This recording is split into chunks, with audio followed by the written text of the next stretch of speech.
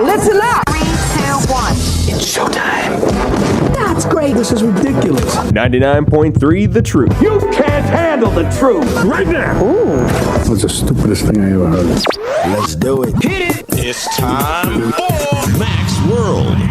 And here we go. Everybody, let's get it started.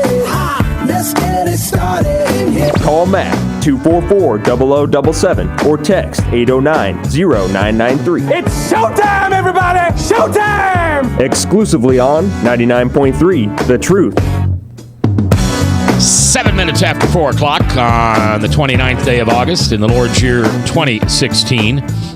I'm J. Michael McCoy. I thoroughly enjoyed that conversation with Owen. And if I can ever do anything like that for somebody else, I'm glad to do it.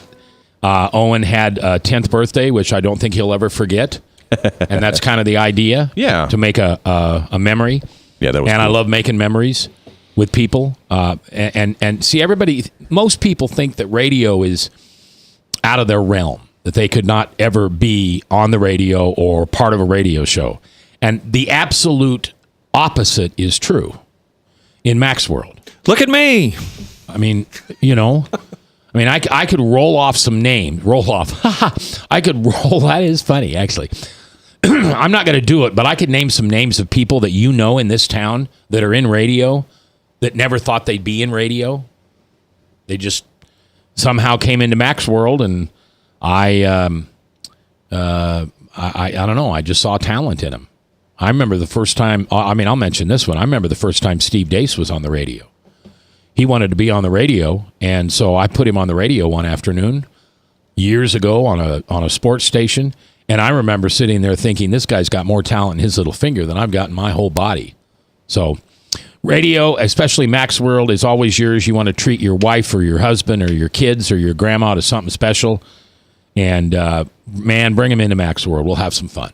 Or we'll have a serious conversation about, I don't know, baseball. I don't like baseball. Thank heavens for Frank. Because I couldn't have asked him anything. ERA, I don't know what that is. Earned run Estimated average. Time of arrival? No, earned That's run ETA. average. Earned run average? Yeah, for a pitcher, that's the amount of runs that he's allowed to be scored while he's at bat. So you want a low ERA if you're a pitcher. And that doesn't count errors. Right. Is it a percentage then? Yeah, it's a percentage of pitches thrown. And It's like if a batter bats 300, which means he hits about 3 balls out of every 10 attempts. It's a 30%. Which is 30%. A pitcher has a similar type stat of earned runs they allow per 9 innings. I don't know that. All right. Here's the question I want to ask you today. And I want you to either text me an answer at the Service Legends Truth text line at 515-809-0993, or I want you to call in 244-0077. This is an audience participation day. Over the weekend, Colin Kaepernick of the San Francisco 49ers refused to stand during the Star-Spangled Banner. And did they also do the Pledge of Allegiance? No, they don't do that. The reason he chose not to stand, because, and I'm giving you a quote here, because he wished to, quote, show pride in a flag. He didn't want to show pride in a flag for a country that oppresses black people. He went on to say, to me, this is bigger than football, and it would be selfish on my part to look the other way. Kaepernick told NFL media about his decision not to stand during the anthem at a Friday tilt against the Green Bay Packers. There are bodies in the street and people getting paid leave and getting away with murder. So, I want to know, is there something that you would not stand for? And I don't mean not put up with. I mean you wouldn't stand up during the Star-Spangled Banner because you are, in a way, you're doing the same thing Colin did by not wishing to show respect for a flag of a country that oppresses black people. I tried to think about this over the weekend because Chris actually brought this up, and I have no idea why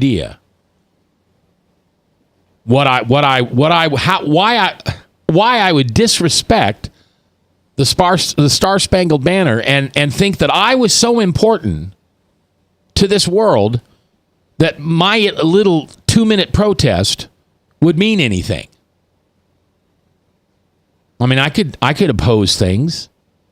I don't need a football uniform. I've got a radio mic. But why? What would you care? What would you care if I said, well, I'm not going to blank restaurant anymore because they have, I don't know. I just can't imagine. Frank? This country provides Colin a sport in which he's allowed to make millions of dollars a year based on his talent. $19 million a year. $19 million a year, and you could figure out that how many times he throws a football per year, how much he earns each time he lobs a football. I mean, it's probably thousands and thousands of dollars each time he throws a pass down the field or each time he takes a snap and hands the ball off. So he's going to say basically the country that affords him this opportunity to make this kind of money to support himself, support his family, support the people around him is fundamentally a racist nation, I guess.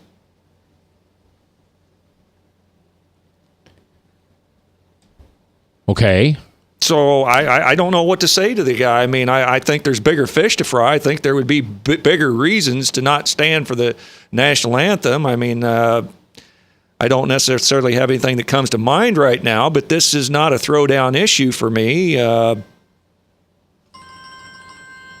my opinion, I think, and I think he's losing a lot of fans because as I mentioned in the hour before, I have a longtime friend, 40-year-plus friend who is a San Francisco 49ers fan and absolutely has come out staunchly against Colin Kaepernick. Well, obviously he has the right to do that. I don't know. Does he? Yeah, he has the right to do that. Yeah, but just because you have the right to do it doesn't mean it's the right thing to do. Doesn't mean it's right. Yeah. Correct. Because he's not thinking about his team or his teammates, because that's going to have an impact on everybody, that whole team. Well, and here's the other thing. So now if I'm a black NFL player, do I feel pressure to not stand up during the Star Spangled Banner to be in unison with my brother, Colin? Well, what if another player, well, let's say a white player, did not stand up because he was protesting about the police not being treated right? Would people think of that any differently? Boy, I'll tell you what, if I was a white, actually, what was it that happened? I don't care what color of skin I was. If somebody would come back and do that next week, A, it'd get all the press, right? But B, man, that'd start a bad precedent. You know, that's not what people should be tuning into the NFL for politics. Was it the 68 Olympics or the 72 Olympics in which the three athletes 68 raised their fist in solidarity and refused to acknowledge the playing of their national anthem? Yeah, they were in solidarity for the Black Panthers, I think. I've got a text here that says, in my opinion, we as a nation worship the flag and the Star Spangled Banner more than we worship Jesus. Chris Roloff. Hey, I did not send that text in, but I like that text. All right, texter. Read that again. In my opinion, we as a nation worship the flag and the Star Spangled Banner more than we worship Jesus. And that was kind of your point last week, wasn't it? It's just a priority thing. Well, I love this story about the San Francisco 49er quarterback because it was so great. I told you earlier today, Mac, that this really just seemed like a great providential thing that happened over the weekend, because here I was mouthing off last week about how there's going to come a day when Christians are going to have to stand up in the same way that this guy just did, and look at how much it's upset people. Here's a guy who has a national platform, and he decided, and I don't care what you think of why he didn't do it. I think people are missing the bigger point here. If we talk about the fact that he's not doing it, well, okay. His point is we're as a country, we're more racially divided, and black people are treated unfairly, so he can't stand up in support of his country. And I say, way to go. Way to make a stand. Because right now in the United States of America, the only thing people love is this national anthem. All they love is their identity. And this is a way for him to make a real impression and get people to really pay attention. And I think what's fascinating is you're going to have conservatives, Frank's going to get in here, you're going to have conservatives all over the radio, all over social media, all over the internet, torqued off that he's not worshiping at the feet of the almighty America when they're going to miss his point. And that was part of my point a couple of days ago, that we have a religion in this country of worshiping the United States. Because we do religious things. We sing songs in honor of our country. And if you dare not participate in that, now there's going to be hell to pay. And the sad thing is nobody's actually paying attention to what he's trying to communicate, which is that, you know what? Hey, we've got a racism problem still in the United States. We still have a problem in the United States. The only people that have a problem with racism are racists. Okay, fine. But then stop being a racist. I'm not a racist. Okay, stop anybody who's a racist, stop doing it. That would be good. Okay, well, then this gentleman here from the San Francisco 49ers is trying to bring attention to the fact that we have racism in this country. We have racists in this country. But I think what is profound is this is personal, right? This guy chimed in on a personal soapbox of mine, which is if you don't sing the national anthem, there will be hell to pay. Violence will come after you, and that is what he's receiving right now, and I think it's great. All right, what are your thoughts? 515-244-0077, or you can text us on the Service Legends Truth text line at 809-0993. That's what we're talking about today. I'd sure like to have your voice in this, live here in Mac's World on The Truth.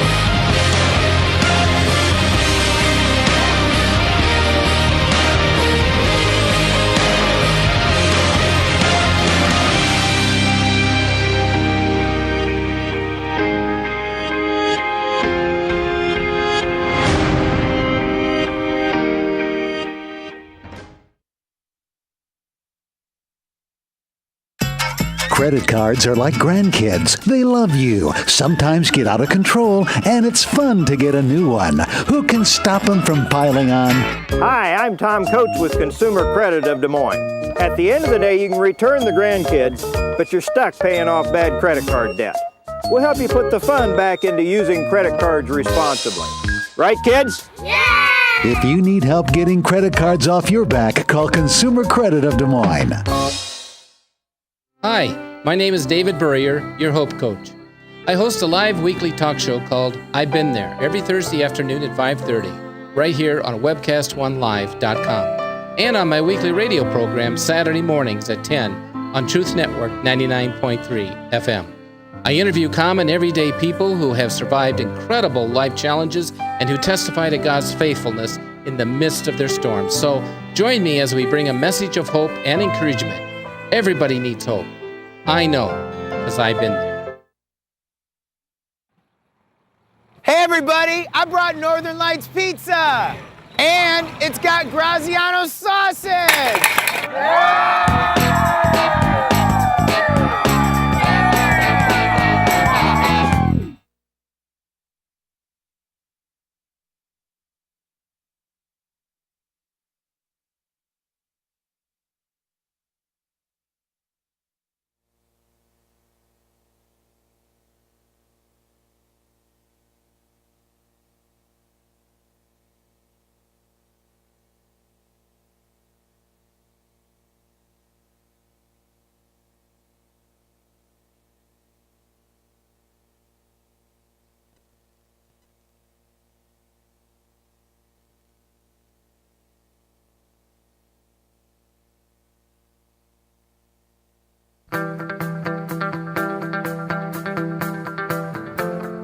21 minutes after 4 o'clock, 4:21 in the afternoon on the 29th day of August in the Lord's year 2016. It's kind of interesting how God works. If you've ever met me, I've probably handed you one of my 6-page business cards. And the only reason I do 6-page business cards is because I have Macisms. And I don't know if I wrote any of these. I'd have to read them all and figure out if I wrote them. Most of them, I can tell you where they came from. And number 3 came from Davy Bloom. Pastor Bloom? Because I used to have number 3 was coincidence is God's way of staying anonymous. And one day on the radio, I said that my favorite Macism was number 3, and at the same time, he said his least favorite Macism was number 3. And I looked at him and I said, why? And he said, because God does not want to be anonymous. God wants to reveal himself. And so for the first time in my life, and I don't know, I've had 6-page business cards for 20 years probably. But for the first time in my life, I changed that one. So now it's coincidence is God's way of revealing himself. I don't think it's any coincidence that last week, Chris, you brought up this topic, that you were very passionate, that you, and I don't want to put words in your mouth, but you also don't want to glorify a flag or a country. You think that glorification should go to Jesus. Is that fair to say it that way? I do, and I got some pushback for it because I think it's one of these conversations that we don't normally have. You know, we had texters that texted in and said, if I don't like America, that I can leave, and I think that's a misunderstanding. I love America. I'm thankful to be an American. I'm proud to be an American. Where at least I know I'm free, unless unless you don't stand up and sing the national anthem, and then you're not free anymore. There's a line apparently, but no, I think in the United States, Christians especially have to have a gut check. And I realized myself that I had to have a gut check, Mac, and that's what this came from. I realized for me, as an American who loves being an American, loves the country, sings the national anthem, pledges allegiance to the flag when opportunity arises, although as an adult that doesn't come up much anymore. But I love these things, but as a Christian, I thought, well, what would happen if the United States of America started to be a country that I couldn't be proud of anymore? Or what if it was a country that I just wasn't proud of at all anymore? Do I have the courage, do I have the guts to demonstrate that by not saying the Pledge of Allegiance when it's recited in a group? Would I have the courage, would I have the guts to not sing the national anthem when the opportunity arose? And when I asked myself that question, I discovered that the answer to that question was no. I'd be terrified. I'd be scared. Because I imagined, as you mentioned in the first program, Mac, I do like baseball, and one of my favorite things to do is participate in the American pastime and go to a baseball game and stand there in the stands, and I love stand or sit in the stands, and I love the hot, and I love the soda, and I love the hot dogs, and I love the game, and I love the tension of the game, and I love baseball, and I love summertime, and part of that is singing the national anthem, and I always enjoyed that, and I imagined myself sitting in a stadium and everyone standing to sing the national anthem, and me staying seated in rebellion in standing against this country, saying, I don't stand for what this country stands for. And I realized that I became scared to do that. I thought, I can't do that. I'll get in trouble. I'll get punished. And then a light bulb went on, and I said, wait a minute. That's a problem. That means that I do this thing out of obligation, out of fear, not out of respect. I do it out of fear. And then, Mac, you read over the weekend that here we have the quarterback of the San Francisco 49ers who came to this point in his life where he said, you know what, I'm not going to stand up for the country anymore.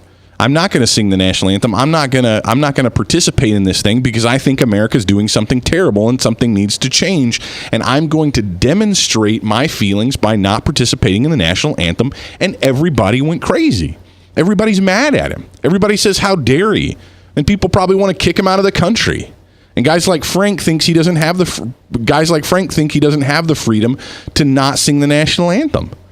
Conservatives all over the country, I guarantee you, have been talking about this today on other radio programs and television programs. How dare he, how disrespectful and all that. And that's what I knew would happen to me if I did the same thing, for Christ. Bob had a better idea of what Colin could have done to make his point. Well, the idea that I put out there was based on what I saw after the Louisiana flooding. I said that if he wanted to make a statement for Black Lives Matter, let's say, he could have, chartered some boats, with the Black Lives Matter banner and gone out there and picked up people that were in their homes that were flooded. Yeah. I'm just saying that's something that could have been done to show, that they do matter. So walk the walk and just don't talk the talk. If you're making tons of money, that's nothing to do that. All right. 27 minutes after the hour. The next thing we're going to talk about after we get done with this, because I've got a little more to talk about here, and that is surcharges. This came to our attention by a listener by the name of Gary, and Frank has done some investigative reporting. Good job, Frank. And we've got some answers for you. 515-244-0077. That's the number you can put your voice on. Is there anything that you would want to protest in which, in the public's eye, you would not stand for the Star-Spangled Banner? I mean, he announced on Friday that he was going to do this. It was no surprise that he didn't do it. He wanted to make sure that everybody in the world knew that he wasn't going to stand up during the Star-Spangled Banner because he doesn't want to, and I'll give you the quote here, because he didn't wish to show pride in a flag for a country that oppresses black people. I'd love to get that man on the radio and have him explain to me how black people are more oppressed than any other colored person. White, tan, what other colors? I don't even know. I mean, I only see skin color when somebody jumps up and down and says, look at my skin color. That's racism. But part of that, Mac, is because you're a white man living in the Midwest. No, that's not. It is. It absolutely is. Where have you lived where you are the minority? Where you are truly the minority? Where have you lived when you, being a white male, was the minority? Well, no place. Right. So you don't know what it's like to actually feel like a minority. So for you, the majority of people around you are white and they're like you. So it's not a big deal to you. You see a black guy and you say no big deal. You see a Hispanic guy, you say no big deal. You see someone from the Middle East, you say no big deal. Because to you, it's not a big deal because none of them represent a threat to you. But if you were the minority, they may represent a threat to you. So as an example, let's say you go over to Iran and you just show up there. You in Iran, as an American, as a white male American, now you might be in the minority, and now they could oppress you and your feelings might change. All of a sudden, skin color might matter, and the fact that you look a certain way and the fact that you stand out all of a sudden, that's a big deal. But you have not described black people. You have not described them at all. I'm telling you that these are real experiences that black people have had, that people of different ethnic groups have had. I told you the story of a good buddy of mine he and I grew up on the border together, and he moved to the Dallas-Fort Worth area, and he's a professional businessman, works downtown in Fort Worth, not a small city, much bigger than Des Moines, I might add, and he was working downtown, and he goes into, get this, a Mexican food restaurant. The guy happens to be Mexican, and he was not served. Because he was Mexican, other people came in, got seated. Other people came in, got seated. Him and a group of other Hispanic men were standing there and were completely ignored. And when they finally said something to you, or when he tried to say something to the host, they actually physically ignored him when he spoke to them. Now, you tell me what that's like. Have you ever experienced that before? So that was within the last 15 years. That was within the last 15 years, Mac. This wasn't in 1950. This wasn't in 1940. What's your point? You've never experienced that, Mac. What does that mean? That means that racism is alive and well in the country, and for those people who have experienced that oppression, that resistance, it's very real. It's not a joke. It doesn't mean anything to you, but it means something to them. Do you think in this country we can get rid of racism? No. Right. That's right. That's exactly right, Chris. But it doesn't mean it's okay, right? Frank? I still go back. There's other ways to make your point, and I would suggest that this is a slap in the face to any remaining World War II vets who basically fought to keep this country free from Nazi Germany, being of German descent.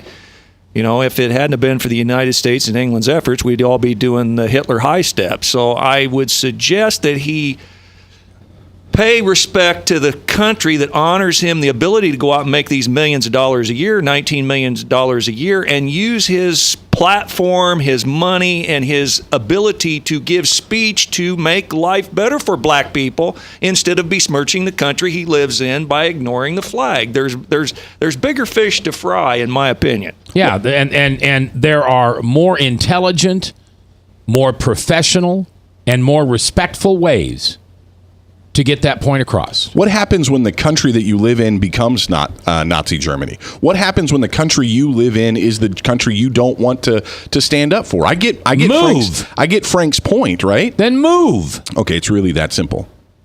Well, it's really, I mean, if I go to a restaurant. So the next time you see a homeless person and you think to yourself, gee, why are you standing here on the corner and you don't have anything? Why don't you just get a job and go live somewhere, man? It's not that hard. Just move. You know, I lived in El Paso where it's crazy hot. Okay, I have no idea why someone would choose to be homeless in El Paso, Texas. It makes no sense to me. I used to think, just move until I met them, until I talked to them, and I understood things from their perspective. Are you guys thinking about this for a minute? What it's like to be a black man in the United States? What it's like to be a $19 million paid professional quarterback in the NFL, and you're telling me that he's oppressed? I'm not telling you that he's oppressed. He's telling me and you, if you'll listen, that black people in the United States still feel oppressed. I don't care what they feel like. Let's take a look at the facts. We have a black president. There is nothing in this country that a black woman or a black man can't do. Sure. Okay, if they want to act like they're oppressed to get attention, squirrel, that's fine. But don't expect me to say it's okay for a $19 million paid quarterback in the NFL who's black to say black people are oppressed. Sure, but you've already agreed with me today, Mac, that racism exists. That racism is alive and well in the United States. Yeah, but it's mostly by black people. Okay, well, that's a matter of opinion. Well, that's my experience. Remember you were telling me about experience? And right. Okay, my experience is racism comes from black people. Right. Frank? I was... You don't have a comment? No. Okay. I said right. I didn't mean I agreed with you. I just made a grunt that said, uh-huh. Well, I don't agree with you. Well, you know what I heard today on the TV, that Barbara Streisand said that she would leave if Donald Trump was elected president. She would leave the country. I just want you to know that. Do you think she really would leave? No. I would love to see that. I would love to see her actually leave. Not because I have anything against Barbara Streisand, but I would like to see one of those people actually stand up for what they say they're going to do. Well, she's only one of a number of high-profile people. It would be fascinating to see like a mass exodus. They all get on a bus and they all leave and actually rebel. You know, it's just hot air. Didn't Alec Baldwin say he was going to leave if Bush got voted president? And I don't think he ever left. Right. Yeah, they don't do that. Them have said that over. But let's go back to the thing though too about the leaving. Why would someone leave? This quarterback likes the United States. He's proud to live in America. He's happy to live in America, but he's standing up on principle and trying to draw attention to something. I'm not suggesting he leave. I've never suggested that. I'm simply suggesting there's other ways to make your point that would be more effective than just, showing disrespect to the flag that offers him the freedom that he has. Everything in this country isn't bad. There is good things this country does for its citizens and for the people of the world. All right, let's take a break. When we come back, surcharges. You ought to get mad about this one. It's next, live on The Truth. Northern Lights Pizza's amazing garlic butter makes amazing breadsticks. Now available in 12-ounce bottles at Northern Lights, Hy-Vee, and Graziano's. Northern Lights Pizza. I'm Brian Leach, owner of Service Legends, and my position is Chief Talent Officer. I'm Nicholas Wonderscheid. I am Bernie Homs. And I'm the Service Manager. Marketing Director and Client Relations Manager.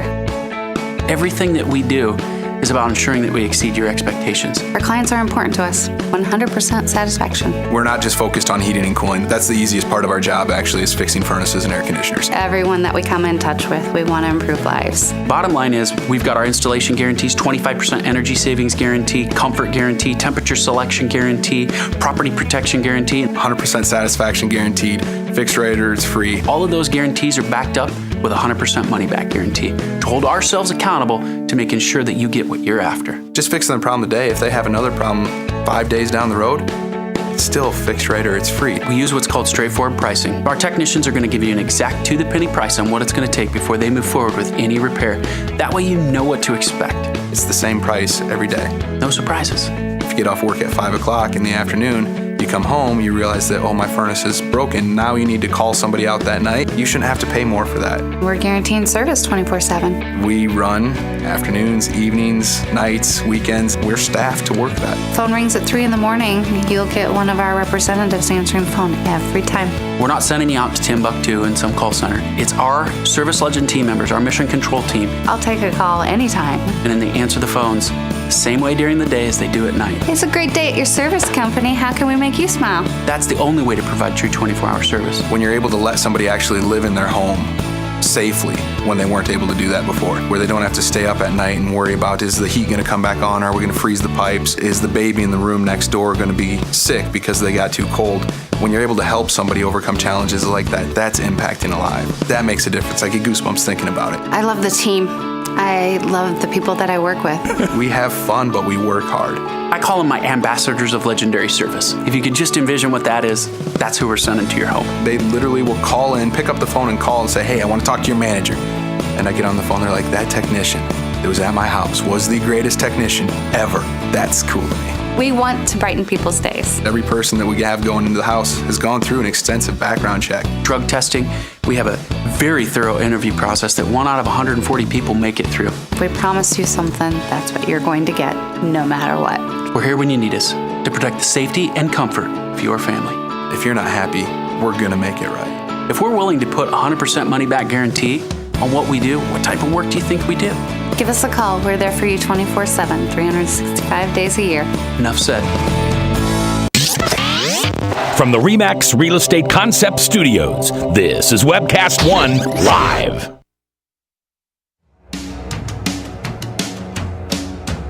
Asking for more of the numbers they can call in. So go and crank the number a little bit. What do you want? 4:38, 22 minutes before the top of the hour. If you'd like to have your voice heard in this radio program, write it down. Put it in your phone. Put it in your address book. Put it on a Post-it note. 515-244-0077. Love to have you call in. Also, you could text us at the Service Legends Truth text line at 515-809-0993. Please write those down. Put them in your phone. Put them on your desk, wherever it is that you usually call from. Most people use a cell phone, so I would advise you to put it in your, what do you call that? Your phone book. Yeah, contacts in your phone. Contact, there you go. Hey, while I interrupted you, you remember that guy we had on Friday that came in and you played some of his music, Jamie Souls? I loved him. Jamie Souls is a cool guy. This guy sings the Bible, and he sings parts of the Bible that people don't normally think about. And what's really cool about singing those other parts of the Bible is that it draws your attention to them, and then you have to go look it up and go, what was that story really about? Jamie Souls sings great music for kids and for families, great Bible songs. Well, Jamie Souls is going to be live right here in Des Moines this Thursday at Westkirk Presbyterian Church. The tickets are $5. The tickets are not free. It's $5 admission. This guy came all the way from the northern parts of Canada, right up where it's really super cold, eh? And was that like a Canadian accent, Bob? Did I do good? Kind of. Yeah. That was kind of good. And he was here. He was here. Did you remember seeing him? Yeah. We played one of his songs. What did you think? That's pretty cool, right? Yeah, it is cool. Mm-hmm. He sings songs. Like I said, he sings the Bible. Great for kids. And what's cool is it's kids and family music, so it's not annoying for parents like me to listen to. I listen to it on my own. Not even when my daughter's around. So I really like it. Anyway, Jamie Souls is going to be here in Des Moines Thursday, this Thursday, September 1st, 6:30 p.m. at Westkirk Presbyterian Church. Tickets are $5, but I would like to give away a set of these tickets. I would like to give a set of 4 of these tickets away, and let's do it just like we did it with the Gaither tickets the other day. So I've got 4 tickets here that I want to give away, and all you got to do is send a text with the words Jamie, Jamie, Jamie.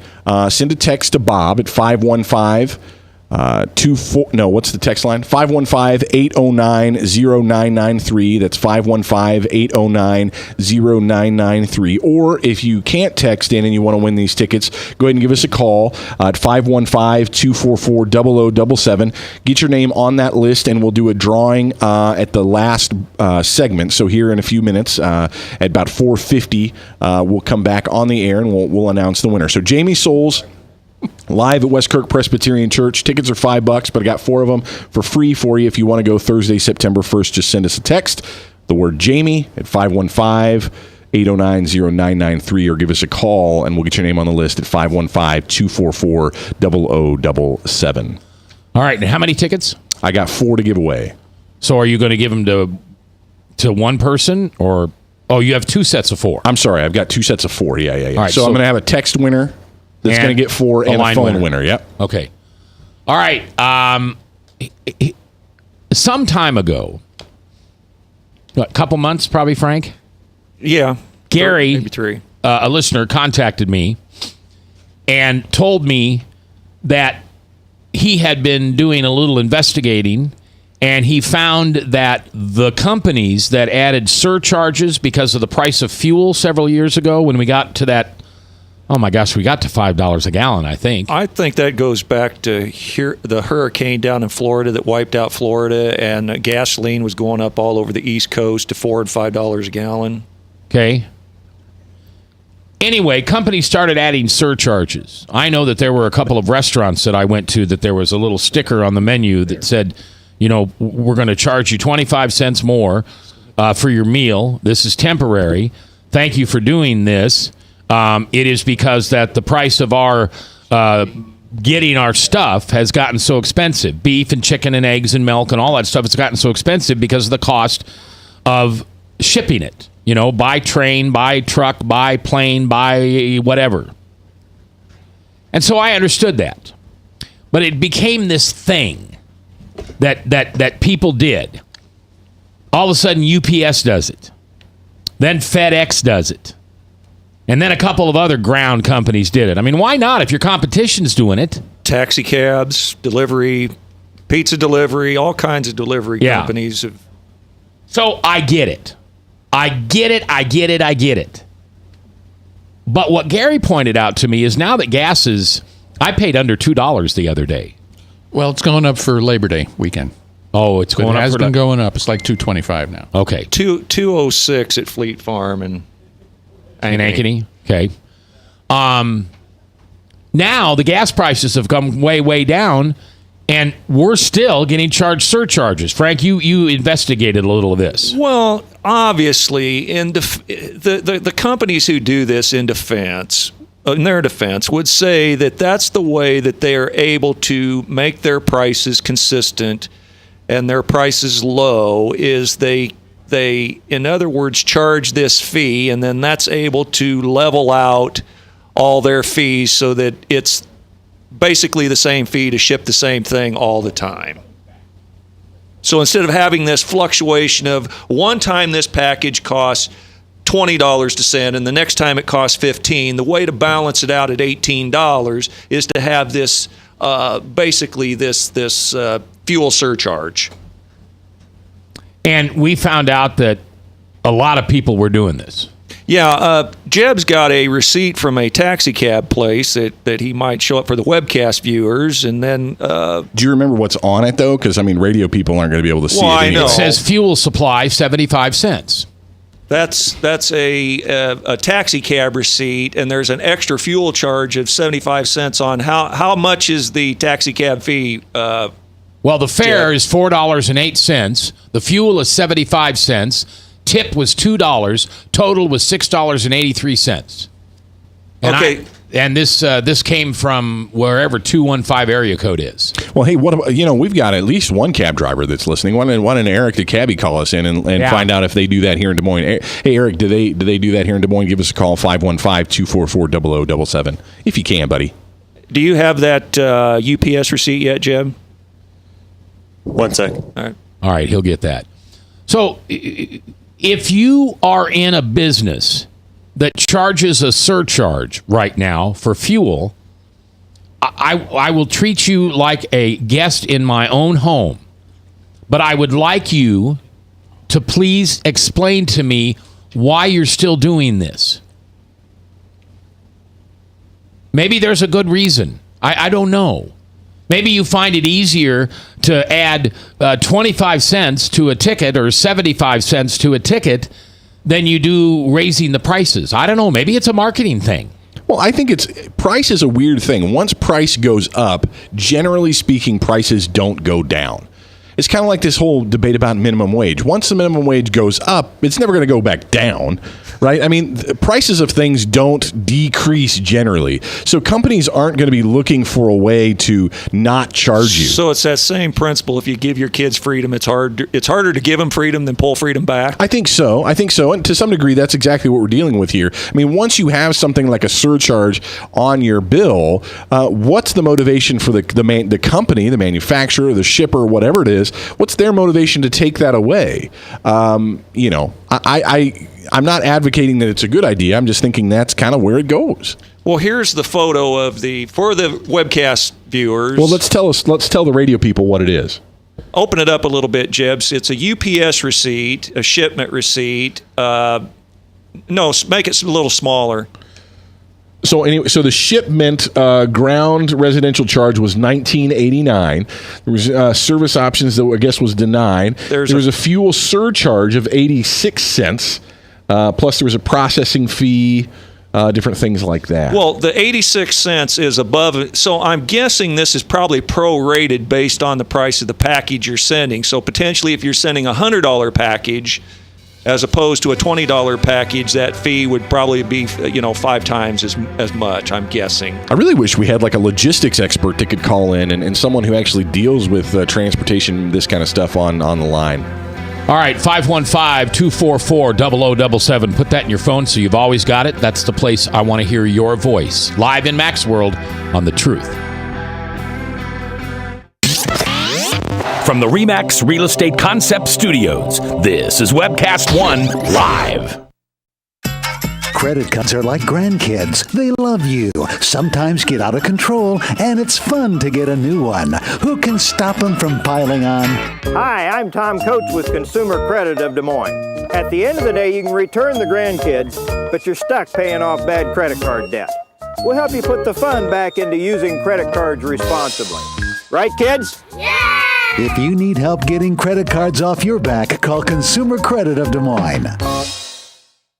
Rock and Prevention is celebrating 25 years of creating a caring community. We want to say thank you to the tens of thousands of Rock High School mentors that have carried our message of health, love, and encouragement to over 1.5 million children, teachers, and parents. Our mentors teach children methods and skills to prevent bullying and drug use. Thank you to all the school administrators, teachers, and counselors for their opportunity to serve you. Rock on, fair citizens. Rock on.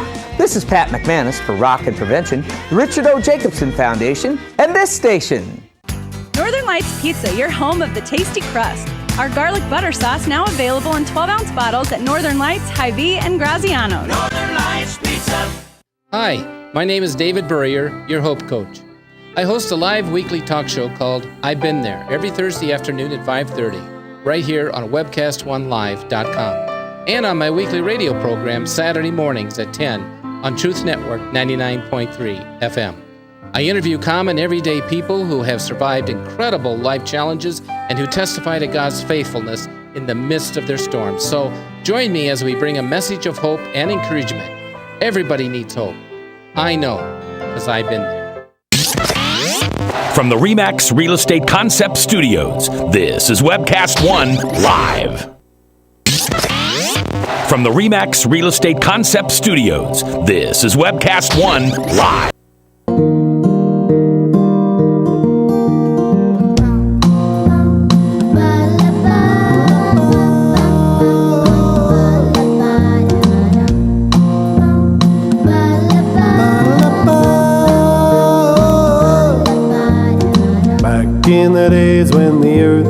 young men grew very old.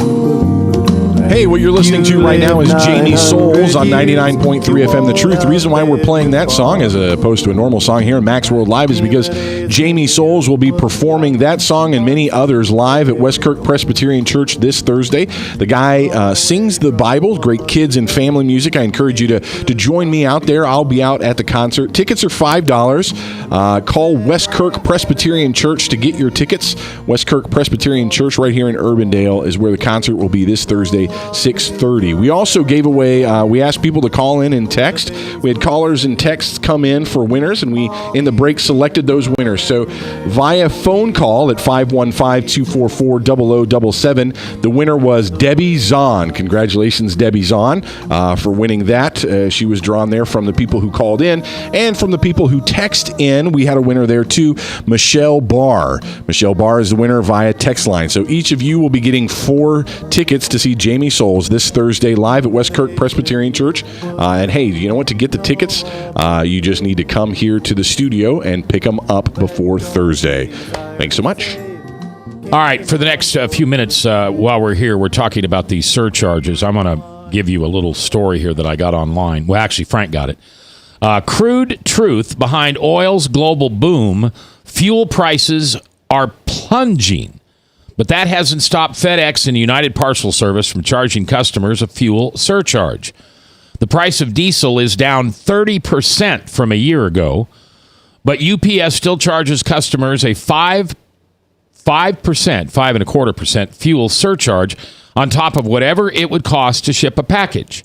FedEx's fuel surcharge is 4.25% for ground shipments. The surcharges have earned both companies a place on Consumer Reports' list of naughty companies. Why is it that companies continue to impose fuel surcharges even when prices are relatively low? The magazine asked. But the companies both insist this is the way their business clients prefer to have the pricing set. Even if individual customers might balk at a charge, our business customers like us to break out all the components of our pricing so that it is more transparent to them. It gives them the greater ability to compare prices. This, a UPS spokesman, Steve Gautt, G-A-U-T, said. So they're going to be transparent, openly jabbing you in the hindquarters rather than hiding from you. They're going to jab you in the hindquarters. Well, I have to be honest with you. I could see myself telling someone I do business with, a vendor, that if you're going to add extra money because of whatever reason, I want it listed on the bill. So I do get that. I'm just saying there shouldn't be any more fuel surcharges. Well, if you're a company that is doing delivery and you're trying to do your budgeting for a year or a 6 months out, year out, however often a company does their budgeting, they would obviously like to keep their prices consistent for the consumer. So their argument would be that by this fuel charge, this added fuel charge, on top of what they're charging you already that is inbred in the price for the delivery of the product, because UPS has airplane shipping, they have diesel, they have trucks that travel around. So, but to keep their prices consistent, they're saying they need this added level surcharge to keep their prices more consistent. So, like if it wasn't that way, maybe it would cost you $20 to ship a package one time, $15 to ship it another time. So they'll just charge you $18 for that same package to keep that price consistent. Well, I guess that's, I don't know, just seems so, it just doesn't seem fair. It's like I tell my grandson to be home by 10 o'clock or he'll lose the right to drive the car for a day and he gets home at 10:30, so he's just punished himself. It's not me punishing him. He knew the consequences. But the next day, he is home by 10 o'clock, or the next time he has the car, he's home by 10 o'clock, but I still ground him, even though he didn't do anything.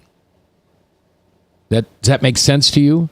I understand when fuel's $5 and you budgeted $2.50, $5 a gallon, and you budgeted $2.50, that you add money to that's a cost. That's a hard cost you have.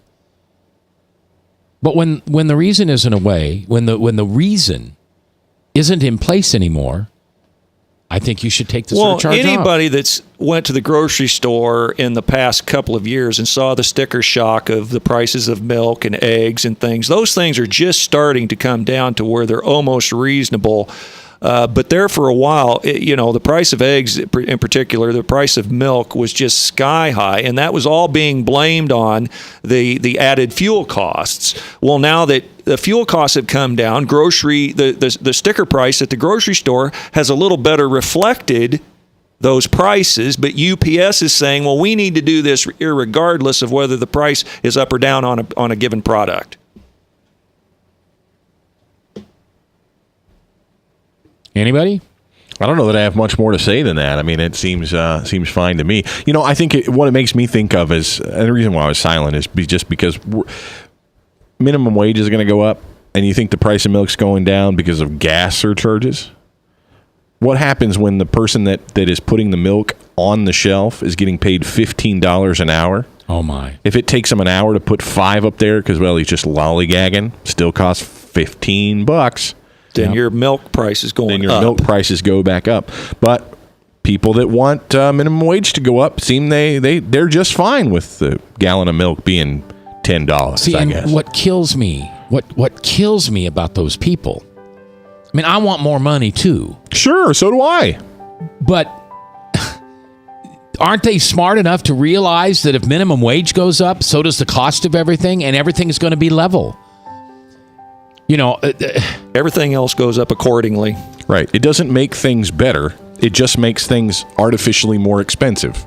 I just bought a property that sold for $17,000 in 1955.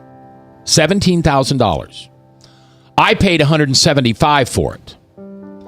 Now, why didn't I get that house for $17,000? If that's what it was worth in 55, why isn't it worth it now? Well, because that's the way it works. We leapfrog. Well, I want more money. Well, okay, I want more money. So you jump over that, and then you jump over that one. And before you know it, these people making $15 an hour are going to be paying $10 for a gallon of gas, $9 for a gallon of gas. I'm sorry, a gallon of milk. It's just going to be ridiculous. But anyway, whatever. All right, that's Mac's World for a Monday. Had some fun today. I hope you enjoyed it. Hope I made you think. I know you made me think on some of your texts and phone calls, so thank you for that. I will ask you what I always ask you at this hour at the end of the day. You're holding a resentment against somebody really hard. You're thinking if you drink the poison, it'll hurt them. Well, forgive them, because God teaches us that you will be forgiven by Him as you forgive others. I'll see you at church.